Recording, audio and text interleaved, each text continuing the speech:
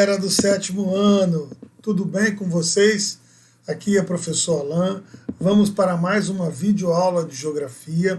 Nunca é demais lembrá-los que vocês têm professor de geografia na escola.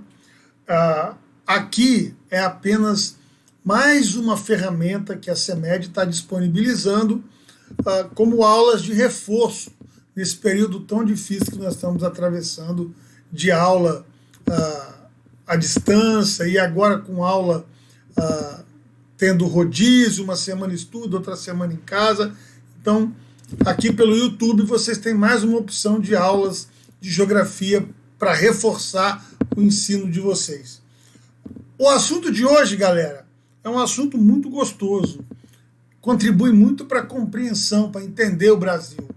São os indicadores da população brasileira. A gente chama, em geografia, os estudos ligados à população, a gente chama de demografia. Demografia é a parte da geografia dedicada ao estudo da população. A gente utiliza aqui, ó, a palavrinha aqui, ó, demografia, tá vendo? Então nós vamos estudar os indicadores da população brasileira, aspectos demográficos nacionais.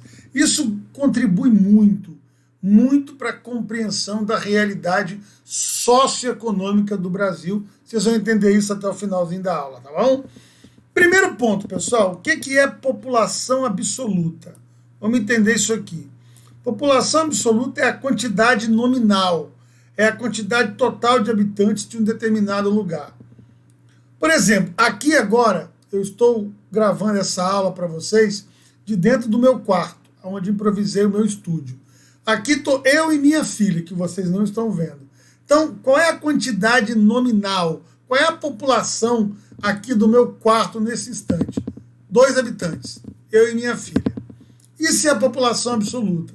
É a quantidade nominal, a quantidade total, numérica de pessoas, de habitantes de qualquer área. O que é a população relativa? Refere-se à relação entre a população absoluta do local e da área por ela ocupada, expresso em habitantes por quilômetro quadrado. Aqui agora, população relativa também é chamado de densidade demográfica. É um outro termo. Guardem isso, hein? População relativa também é conhecida como densidade demográfica. Aqui, a gente está mais preocupado com a concentração do que com a quantidade, do que com o número total. A nossa preocupação com a população relativa é mais com a concentração. Ou seja, vou de novo dar o exemplo aqui do quarto. Aqui no quarto, esse quarto tem o quê? Talvez 4 por 4, 4 metros por 4 metros, né? E sou eu e minha filha. Então ele tem 16 metros quadrados. Eu e minha filha só somos 2 habitantes dentro de um quarto com 16 metros quadrados. Eu poderia colocar aqui dentro agora 20 pessoas. Não vai ter como esconder da câmera. Vai estar muito mais concentrado. 20 pessoas e não só 2. Então aí eu vou pegar 20 pessoas e dividir pela mesma área do quarto, que é 16 quilômetros quadrados. Ou seja, a concentração de pessoas vai ser muito maior. Isso é a população relativa, ou também conhecida como densidade demográfica. É a relação de habitantes com a área habitada, com a área ocupada. Isso nos dá uma informação muito importante, que é se há um superpovoamento, se há uma grande concentração de pessoas habitando uma área ou não. Daqui a pouco vocês vão entender isso melhor.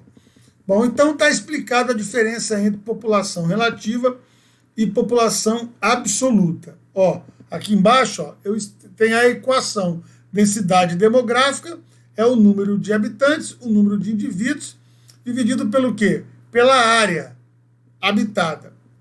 Bom, outra coisa importante que vocês precisam aprender em demografia é a taxa de natalidade. que é taxa de natalidade?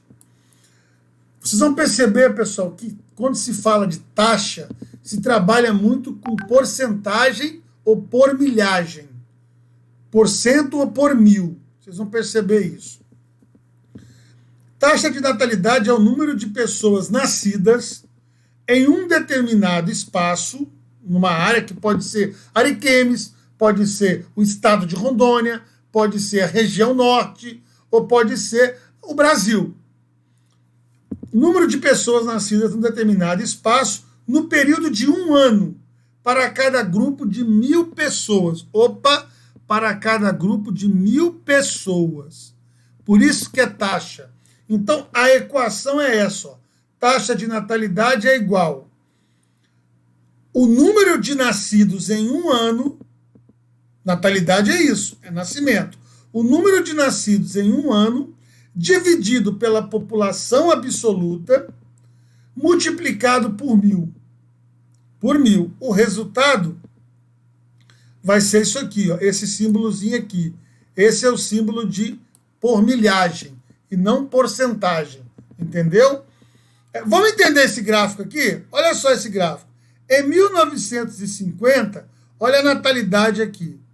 Por 1.000. Tá vendo? Ó? Tô bem pequenininho aqui, por 1.000. Olha esse gráfico. Em 1950, a taxa de natalidade brasileira era de 44 por 1.000. O que quer dizer isso? O número de nascidos dividido pela população absoluta naquela época, lá em 50, multiplicado por 1.000, dava 44 por 1.000. O que quer dizer isso?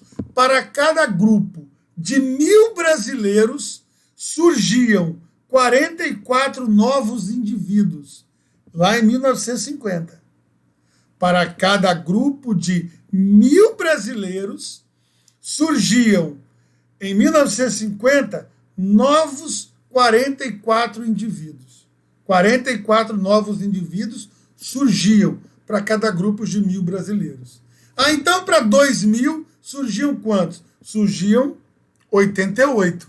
Para cada grupo de 2.000 brasileiros, 88 novos brasileiros surgiam. Isso em 50. Aí você percebe que vai caindo, ó. Em 70, 38 por 1.000. Na década de 70, para cada grupo de 1.000 brasileiros, 38 novos indivíduos surgiam. Em 80, 32, até chegar em 2010. Ó, para cada grupo de 1.000 brasileiros, em 2010, surgiam 15 novos indivíduos. Você percebe que a taxa de natalidade no Brasil, ela vai caindo, ela vai numa curva descendente. Isso fica expresso aqui, ó, nesse outro gráfico. Olha a evolução da população no país. Em 1872, lá no século XIX, galera, nós já estamos no século XXI. Em 1872, tinha 9,9 milhões de brasileiros. Em 1950, 51 milhões de... quase 52. Você percebe, galera, que a partir dos anos 60 é uma explosão, ó, uma explosão demográfica, até chegar nos anos 90. Um crescimento populacional muito, muito grande. É esse daqui, ó, 44 novos habitantes para cada grupo de 1.000. Esses números aqui, ó, 44, 38, é isso aqui, tá vendo? Eram muitos brasileiros que surgiam para cada grupo de 1.000.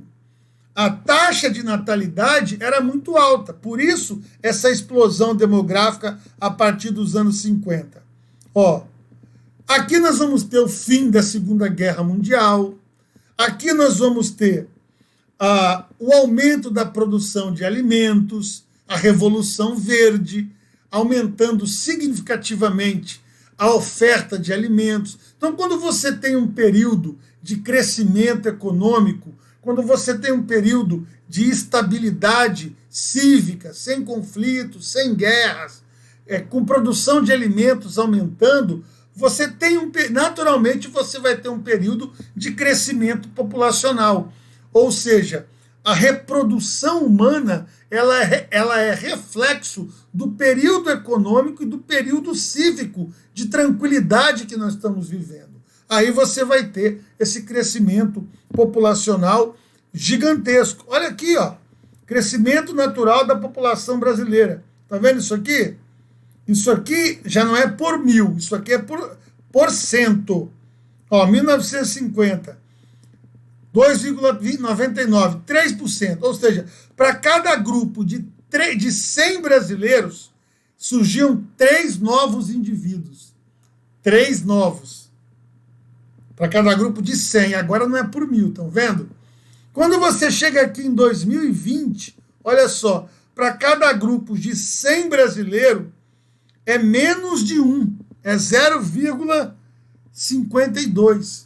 O crescimento natural, o crescimento vegetativo hoje é muito, mas muito menor do que era no passado. E vocês sabem disso, não é surpresa nenhuma. Os casais no passado tinham 10, 12 filhos, 8, 14. Era reflexo de uma realidade daquela época, onde o índice de mortalidade infantil era alto, né? Muitos morriam ainda criança, o avanço da medicina não era como é hoje, as condições sanitárias na cidade não era como é hoje, né? Existiam muitas endemias e pandemias, muitas doenças infecto-contagiosas, muitas doenças que não tinham vacinas, como tem hoje. Portanto, com o avanço da medicina, com o avanço sanitário, o avanço das questões higiênicas dentro da cidade, rede de saneamento básico, as condições foram melhorando, a expectativa de vida foi aumentando, e na medida em que o ser humano foi vivendo mais, os casais passaram a ter menos filhos. Até porque, naquela época, o Brasil ainda não era um país urbanizado, ele era, sobretudo, agrário, né? A principal atividade econômica era a agricultura, era a pecuária, e no meio rural, no trabalho agrário, você precisa de muitos braços para trabalhar. Porque nós estamos falando de uma época que não tinha maquinário, não tinha tecnologia. Então, pessoal, é simples entender isso. Além das crianças, naquela época, morrerem ainda novos, não chegando à idade adulta, você também tinha necessidade, o casal, de ter bastante filhos para ter muita mão de obra, muitos braços trabalhando nas lavouras, porque as lavouras nessa época não eram mecanizadas. Estou falando, galera, de mais de 100 anos atrás. Mais de 100 anos atrás. Tá? Bom, na medida em que fomos vivendo mais e o campo também passou a ser mecanizado, as lavouras, a necessidade de se fazer muitos filhos foi diminuindo, foi diminuindo. As cidades foram crescendo, né? Porque o desemprego gerado na zona rural com a mecanização da agricultura e da pecuária foi gerando desemprego no meio rural, o êxodo rural levou milhões e milhões para a cidade, a vida na cidade é muito mais difícil, não só o pai como a mãe também tem que trabalhar, então agora o pai e a mãe tendo que ir para o trabalho, a necessidade de fazer filhos vai deixar de existir. Pelo contrário, é necessário ter cada vez menos filhos, porque viver na cidade tendo que os dois trabalhar é muito mais difícil criar os filhos. E aí o crescimento da população brasileira vai sofrendo uma desaceleração, por conta de todos esses fatores que eu acabei de falar. Bom, o que é a taxa de mortalidade? É a mesma matemática da taxa de natalidade. Eu pego o número de óbitos, quantos morreram em um ano, divido pela população absoluta, multiplico por 1000, eu vou ter o número por milhagem, não é por cento, tá? Bom, e agora, vamos para a taxa de crescimento vegetativo. Como é que eu descubro a taxa de crescimento vegetativo? Ou também só crescimento vegetativo? Eu pego o número de nascidos em um ano, a natalidade, diminuo pelo número de óbitos em um ano. Esse resultado eu divido pela população absoluta e multiplico por 1000. Por 1000. Por isso que o símbolo aqui, ó, é o símbolo por milhagem, não por 100. Eu vou ter a taxa de crescimento vegetativo por milhagem, tá? Agora, pessoal, para saber se a população de um país, de uma região, de um estado, se o crescimento vegetativo está sendo positivo ou está sendo negativo, não basta. É preciso trazer para o estudo um outro fator, que é o fator migratório, que é a diferença entre a imigração e a emigração. Imigrar é o ato de entrar. Emigrar é o ato de sair. Então vamos analisar aqui, ó, índice de crescimento demográfico do Brasil. Crescimento vegetativo mais o saldo migratório. É simples, olha só. Índice de crescimento demográfico.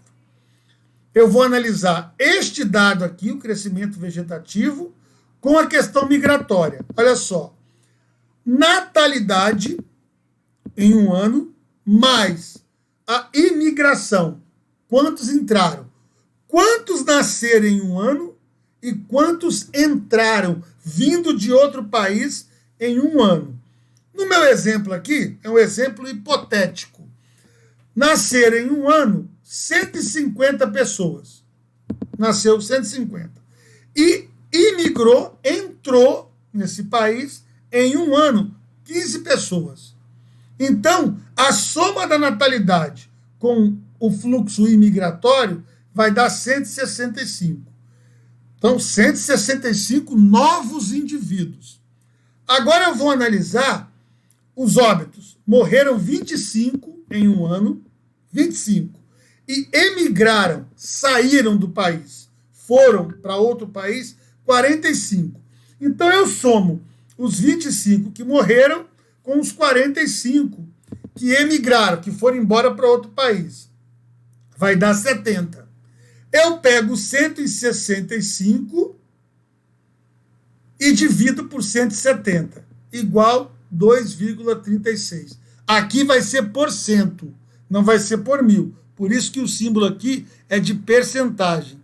Então, a população desse lugar hipotético, desse meu exemplo aqui, cresceu 2,36%. Ou seja, para cada grupo de 100 indivíduos, a população desse lugar cresceu 2,36%. Surgiram 2,36 novos indivíduos em um ano, levando em conta tanto a questão vegetativa quanto a questão migratória. Tá bom, galera? E para terminar, nós temos aqui, ó, o Brasil, unidades federativas, todos os estados brasileiros, né? E a densidade demográfica. Olha que coisa curiosa, pessoal. Quanto mais escuro a cor, maior é a densidade demográfica. Então você percebe, ó, olha essa cor aqui. Tem mais de 300 habitantes por quilômetro quadrado no estado de São Paulo. O estado de São Paulo é o estado que tem a maior densidade demográfica, também chamada de população relativa. Aí você tem depois aqui, esse estado aqui é provavelmente Alagoas ou Sergipe. Tá, me desculpem, estou falhando aqui agora. Ou é Alagoas ou é Sergipe. Você também vai ter 300 habitantes por quilômetro quadrado. Mais de 300 habitantes por quilômetro quadrado. Aqui nessa área aqui você vai ter de 50 a 99. Qual é a lição importante que deve ficar aqui? A lição importante é a seguinte: qual é a população do Brasil hoje? 213 milhões de brasileiros. Essa é a população do Brasil hoje, segundo o IBGE, em 2021. A estimativa é de 213 milhões de brasileiros. Desses 213 milhões de brasileiros, 80% vive, deixa eu botar a bolinha aqui, 80% vive numa faixa que vai do litoral até 200 quilômetros Brasil adentro. Ou seja, essa área aqui. Essa distribuição da população brasileira pelo território é reflexo da nossa colonização. O Brasil foi colonizado pelos portugueses, o início da colonização se deu pelo litoral. Eles chegaram no litoral, primeiro no litoral do Nordeste, na Bahia, né? Depois chegaram aqui pelo Sudeste, depois para o Sul. Então, 80% dos 213 milhões de brasileiros vivem numa faixa que se estende de 200 quilômetros do litoral até o continente adentro.